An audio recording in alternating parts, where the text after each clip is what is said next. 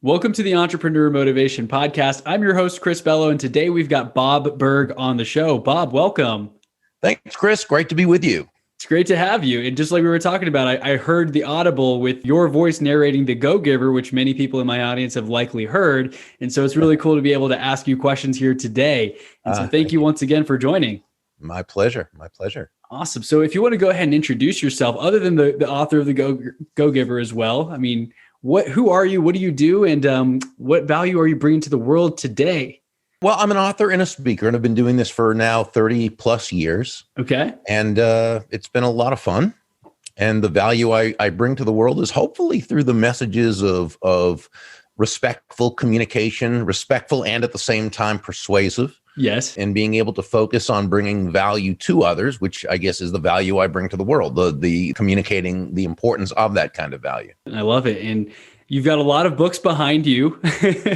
You've got tons of books for those watching this on YouTube. I just have a quick question right off the bat. I mean, do you have one or two books that have been kind of your favorite as of late? Well, yeah. Oh, as of late, sure. Just like one of your more recent reads, you know? Well, there's one by Adam Grant, which he called it Adam Grant. The name of the book is Think Again. Okay. Which really looks at the power of, well, communicating in such a way that you can actually be open to the idea that you may not be totally correct.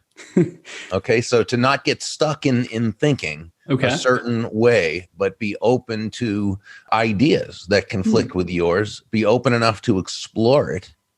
And when we do that, we can actually help others to do the same. And you get then a conversation rather than just a debate. And both parties can learn and advance themselves as well as others, instead of each staying stuck in their echo chambers, if you will. So that's been a book that I have really enjoyed. Another book by Annie Duke, who wrote Thinking in Bets. This one was How to Make Decisions. And it's a wonderful look at the process that goes into making the decisions that are the best possible decisions based on the information you have, because we never have 100% of the information in order to make a perfect decision. Mm-hmm. But we can have enough to be able to make the best decision.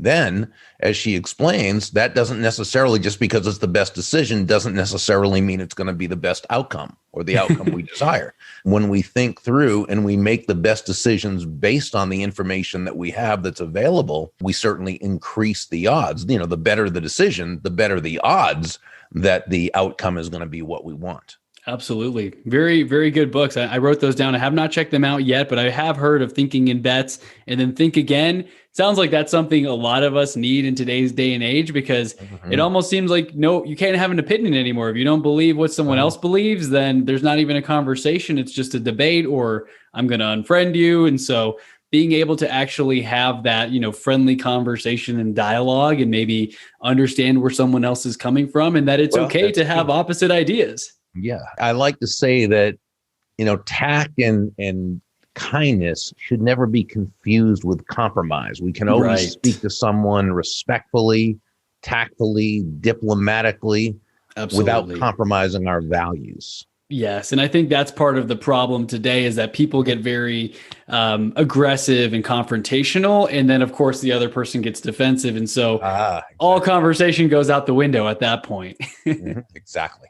Yeah. So for those in the audience who have not read The Go-Giver, I definitely recommend you go check that out. But I really want to dial in on that whole mentality, because we always hear, be a go-getter, be a go-getter. What can you get today? How can you close another deal, make another sale? Versus having that go-giver mentality where you're giving away and you're almost giving and giving and giving without asking anything really in return, right? Is that did I get that more or less correct? Well, more or less, but let's kind of look at it a little bit and go a little bit deeper. The basic premise of the Go-Giver is simply that shifting your focus, and this is really where it all begins. It's shifting your focus from getting to giving. Now, when we say giving in this context, we simply mean constantly and consistently providing immense value to others, understanding that doing so is not only a a more fulfilling way of conducting business, it's actually the most financially profitable way as well. Not for any woo-woo, way out there, magical, mystical type of reasons. It actually makes very rational sense, very logical sense. Because, you think about it, Chris, when you're that person who can take your focus off of yourself and place it onto others, looking to make their lives better, okay, discovering what they need, what they want, what they desire, helping them solve their challenges and problems, focusing on helping bring them closer to happiness, if you will. People feel good about you. People want to get to know you. They like you. They trust you. They want to be a part of your life. They want to do business with you. They want to tell others about you. So again, there's nothing about it that's woo-woo, and there's certainly nothing about it that's self-sacrificial. You're not just giving yourself away. It's not that you're not making a profit. You're not, right. You're focused. You understand human nature. You understand that to the degree that you can focus on making other people's lives better, okay, serving your marketplace, right, in the correct way. Yeah. Well, that's the degree that your needs are going to be taken care of. It's why we say, John David Mann, my excellent co-author, it's why we say that money is simply an echo of value. Okay, it's the thunder to value's lightning, which means really nothing more than that the value you're providing another person must be your focus, right? The value comes first. The money you receive is simply a very natural result of the value you've provided. Absolutely. I've heard the saying that money is, I haven't heard that it's an echo of value. I think I've heard that it's a byproduct of value. So I like that you use that word echo, almost like the thunder, the sound behind that. And from bringing people consistent value, we also hear what's in it for me, like WIFM radio, I think, like what's in it for me is what all the people are thinking about. And so we have to make sure to put others first and scratch that itch for them. And of course, they're going to want to send us business and help us out in some way if we've added so much value to their lives. But the tricky part, I think, is giving away so much and being genuinely interested in the best outcome for others without having that little selfish thing, like I'm really only helping them because I want something in return. Yeah. So what happens in this case, and this is kind of the way we've been trained as a society, right? You're either a giver or a receiver. Right. We respectfully reject that premise. We believe you're a giver and a receiver, that the two of them are in flow, that giving and receiving are simply two sides of the very same coin. Now, if your focus is on getting money from someone, that's going to show through in everything you're doing. Yeah. Okay. If your focus instead is on genuinely serving another human being, then you've really created that environment where that person feels good about you, where they know, like, and trust you, and the sale is much more likely to happen. Now, so what about the aspect of human nature that we're self-interested? We are. I mean, we're human beings, okay? And I don't think we have to deny natural feelings, okay? Now, what we can do, though, is we can kind of temporarily set them off to the side. We can willingly suspend our self-interest, understanding that when we do, and instead we place our focus totally on that other person, again, that we're creating that what we call benevolent context for your success. The neat thing about it is it's not just utilitarian in terms of that it works better. It also feels a lot better. Okay. So as that happens and you're experiencing these really great wins and you're experiencing this prosperity by placing other people's interest first, again, not in a self-sacrificial way. That's that treacherous dichotomy, that false dilemma that, but just because it's who you are, it's what you're doing. Okay. Yeah. And you feel great about what you're doing. You are making more money. You're creating great relationships. You kind of see, well, now it just becomes much, much more natural, and it becomes much more of a part of you.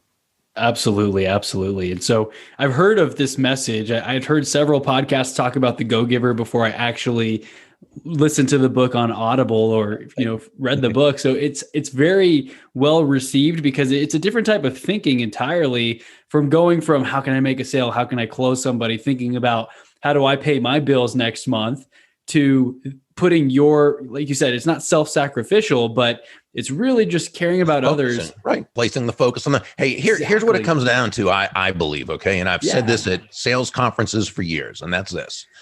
Nobody's going to buy from you because you have a quota. Or you have a payment to make next month. Right. Nobody's going to buy from because you have a mortgage payment to make, or because you need the money, or you want the dough, or even because you're a really nice person. They're going to buy from you because they believe that they will be better off by doing so because of it, than by not doing so. And so does it make more sense then to focus on yourself, or does it make more sense to focus on them? Right. Okay? I mean, it makes sense. It's logical. But of course, as human beings, we're not necessarily logical. No, and we're not. We've always been brought up that, you got to just look out for number one, and, and you've got to, be ruthless, and you've got to be. And what happens is we always hear about the people who act like that and seem to do well. And there are, because it's a big world, and you can be a go-taker. Okay. We'd say the opposite of a go-giver is a go-taker, right? You can be a go-taker. And if you're willing to work hard enough, long enough, and consistently enough, you'll make money. Now, it'll be hard to sustain, but you can still do that. But that is one tough way to live life and make a living. Absolutely. And now that I've been living these practices of just giving and not really knowing, taking a call that I have no idea how we're ever going to do business, how it's ever going to turn into money, and having that mentality, it's been amazing where opportunities just come out of left field. And I'm like, wow, that commission just landed in my lap. Or I had someone on the podcast who literally, did a real estate transaction with me 2 months later without me asking for it at all.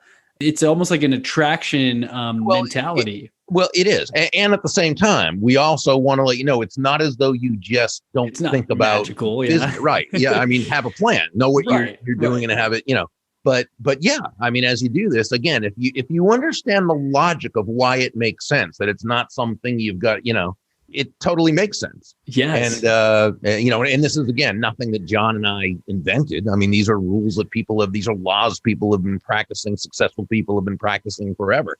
The biggest part of our study was in learning what worked and what worked consistently for those who were consistently and sustainably successful. Absolutely. And I also wanted to touch on that one point. I know you said it is possible if someone works hard enough and long enough and they're consistent, they can have some sort of financial success, but it will be difficult to maintain if they don't follow these principles. If they're a go-taker and they're just trying to quote unquote, close deals and get the deal done and just get the check done today without caring about that customer. But it doesn't necessarily feel as good as if you are a go-giver.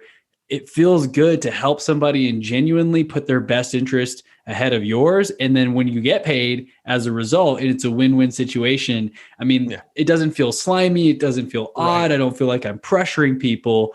So I really just wanted to highlight that distinction that while it is possible to see some success, it's not as sustainable. It's very difficult to sustain. It doesn't feel very good. Those kinds of people typically don't have very good relationships and other aspects of their lives. And they're typically not very happy people. Now, again, I'm not saying all the time, but most of the time. Okay. It's not something, you can say, well, what about, there's probably someone you can mention who just, that's what they do. They love it.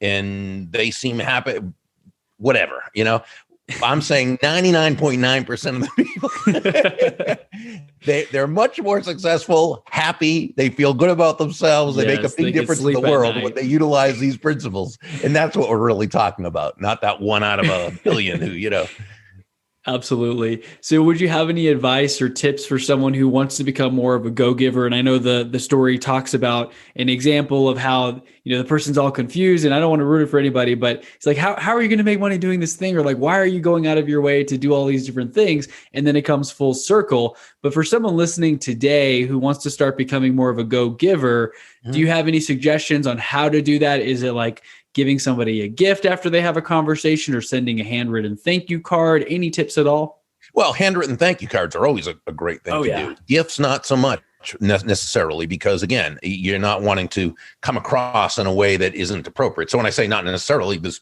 a time and place for most everything. A handwritten, personalized handwritten note, great. I would say the big thing though, is when you have the conversation with someone, the very first thing, the best thing you can do is focus on them. Okay. Invest 99.9% of the conversation asking that person questions about themselves and their work as opposed to you and your work. Because right now, they probably don't care about you and what you do. They care about themselves and what they do. And most people they meet are giving them their elevator speech or their, and trying to sell them their hat and, or whatever it is, Yeah. their project. Instead, if you'll just focus on that other person. Now, it's interesting. One of the things I learned when I first got into sales, when I was on the phone doing phone sales, was that, nobody ever hung up the phone on me while they were talking. It was an amazing thing, right? They're talking, they're engaged in the conversation. What a finding, right? yeah. Yeah, what a finding. Well, fortunately, the same premise works, whether it's on Zoom, whether it's in person, it doesn't matter. So when you're somewhere and you meet someone, it could be a local party, it could be a local business gathering, it could be the kids' PTA meeting or their ball game, whatever. Just ask that person about themselves. When you find, you ask them what they do, and they tell you they are they sell copying machines to businesses, okay? And ask them questions such as, how did you get started selling copying machines? Or, a more elegant way might be, how did you get your start as an office products professional? Okay. And people love answering that question because you're asking them to share their story. It's about them, right? It's about who asked them to share their story. Nobody. Their own family has never asked them to share their story. But when you ask them and then you listen, okay, and then the next question might be, what do you enjoy most about your work? And again, it's a feel-good question. I call these feel-good questions. People enjoy answering them. They feel good about themselves by answering. And, I like to ask what I call the one key question, which is, how can I know if someone I'm speaking with is a good prospective customer for you? Okay. You might lead into it by saying, Dave, I always enjoy connecting good people with other good people. Tell me, how can I know if someone I'm speaking with is a good potential customer for you? They love that. Oh yeah, exactly. And so again, that's focusing on the other person. See, it's very simple, and people try to make it more complicated than it is. It's really very simple. Focus on the other person. Then, probably you get that person's business card, whatever, or you exchange information, and very easy, very natural to do. And again, I'm going to say what you said was perfect. That next day, follow up with a handwritten, personalized thank you note. That just makes such a wonderful impression with that person. Definitely. Okay. Now you can connect with them on social media and so forth, and that's fine. And just have the relationship going. Now, whenever whenever someone comes across that you think that you could refer to that person or introduce to that person to make each of their lives better, introduce. But I would also caution something, and that is, make sure you know how someone likes to be introduced. Don't just do a blind, hey, Dave, this is Mary, the two of you. Oh, such synergy, connect. I'll leave. Oh, man. I mean, there's people who just despise that. Why? Because now they're under pressure to have to get right. So you need to remember, value is always in the eyes of the beholder. So we always want to make sure that we understand how another person, wants to be introduced or connected or whatever.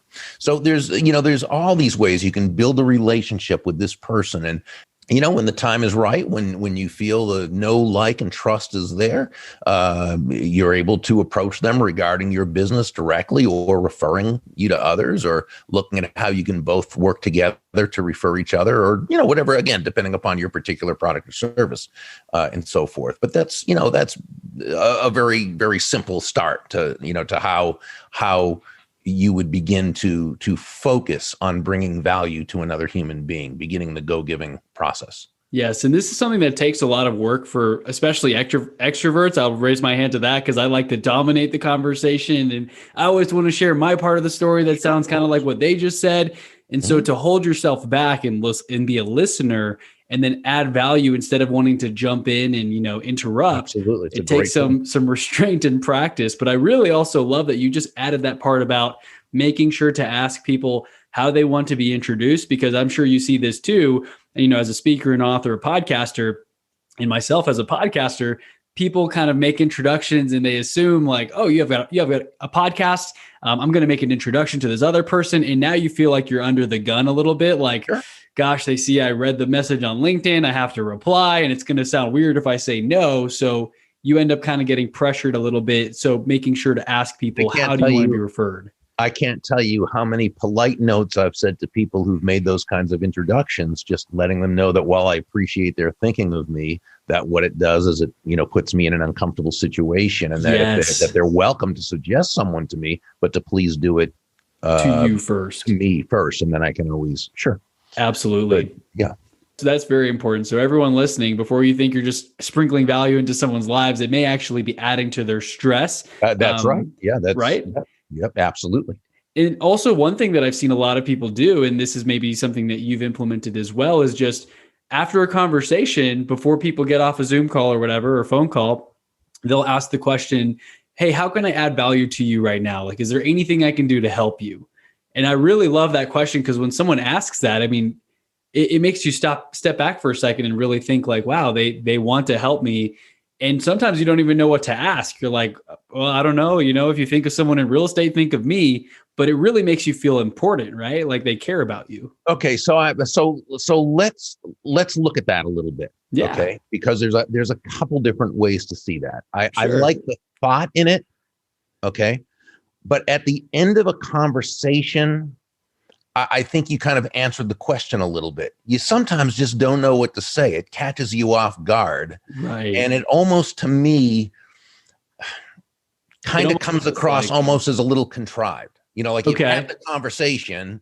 And now they got what they want. So how can I, so what can I do to add value to you? I don't know. You just, So I love the thought of it. I think we need to kind of be careful when we do those things. Right. That we never create, anytime you make another person uncomfortable, that's not value typically to that person. Okay. So I would actually do that if you were going to do that, which again, my favorite question is, how can I know if someone I'm speaking with is a good prospect for you? Which could be, how can I bring value to you? Remember too, they may not quite understand what you mean by how can I bring value to you too. So you got to also make sure that that's not a question that confuses them. But I would actually do that earlier in the conversation. I wouldn't end the conversation about to say goodbye and then, so how can I add, this person is expecting to get off the phone or the call or whatever. So again, good point. Love the thought of it. And I'm not saying don't do it, because what works for someone might not work for someone else and vice versa. But I'd be careful a little bit with that and kind of think about how it plays out in real life. Right. I hadn't even thought of that, because you're right. At the end, it kind of seems like a little bit rushed, and maybe they just got to talk on your podcast, so now they feel a little guilty, and they're trying to fill the reciprocity loop by saying, hey, how can I help you? Because you just helped me out, versus asking it earlier in the conversation where it seems more genuine and it'll flow without putting anyone in an uncomfortable situation. That would be my feeling.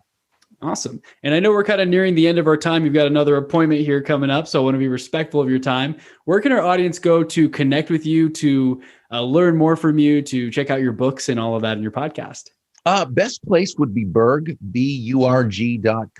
And there's a whole bunch of resources there, including the books where they can read a chapter or an excerpt. There's also the GoGiver Success Alliance membership community to check out. And when you scroll down, you'll see a few people at what looks like a coffee shop, which is Rachel's famous cafe, which you would know about because you read the book, but otherwise no one would really know what that means. But check that out, because it's a really, really awesome group. Awesome. So Bob, I will put all that in the show notes, and I'll let you know as soon as this goes live. And are there any last key takeaways you'd like to leave the audience before I let you go today? Well, I think back to what a wise mentor said to me many years ago. He said, Berg, if you want to make a lot of money in sales, he said, don't have making money as your target. Your target is serving others. Now, when you hit the target, you'll get a reward, and that reward will come in the form of money. And you can do with that money whatever you choose, but never forget that the money is simply the reward for hitting the target. It isn't the target itself. Your target is serving others. And I think the main message there is great salesmanship is never about the salesperson. It's never about the product or service, as important as those are. Great salesmanship is about the other person. It's about those people whose lives you are trying to add value to. It's about another person's life being better because you are part of it. And I think that when we approach entrepreneurship, sales, business, life from that point of view, that viewpoint, I think we create that benevolent context for the success of everyone involved. Very, very great reminder, especially for someone in sales like myself. So thank you, Bob. I really appreciate your message that you're sharing with the world and in your time today as well. Oh, thanks, Chris. My pleasure. Thanks for having me on your show. Thank you very much. Talk soon.